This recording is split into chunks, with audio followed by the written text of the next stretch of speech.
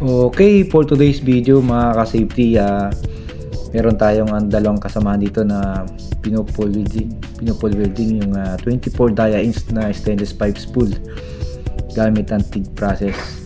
So panoorin natin mga kasama kung paano nila i-pole welding itong 24 dia inch na stainless pipe spool. Ang dalawang nating magagaling at mahuhusay ng mga welder ng ERCC. So napakagaling itong dalaw na to at tingnan natin, no? Ayan, at continuous yung paghihinang nila, no, ng dalawang welder natin. So meron siyang dalawang plunge.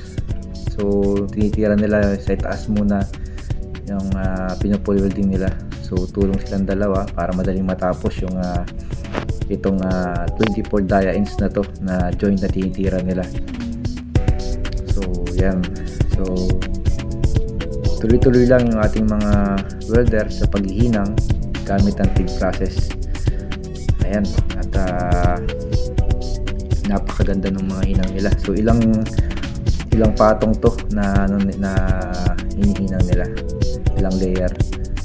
So yan, at titingnan natin, pinapanood nga natin kung paano nila ginagawa yung paghihinang dito sa 24 dia inch na stainless na to.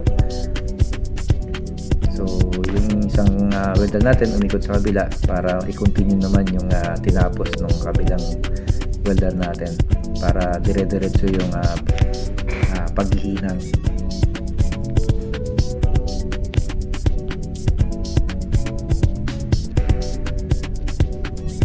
So yan,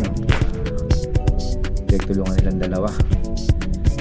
At dahil nga po ang ating mga welder is maraming hinahabol na kailangan nilang matapos sa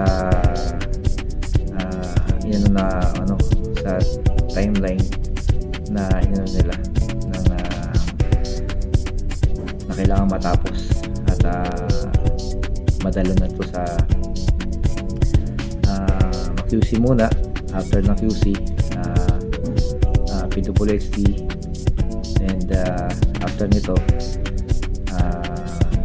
check ulit ng QC natin, and diretso na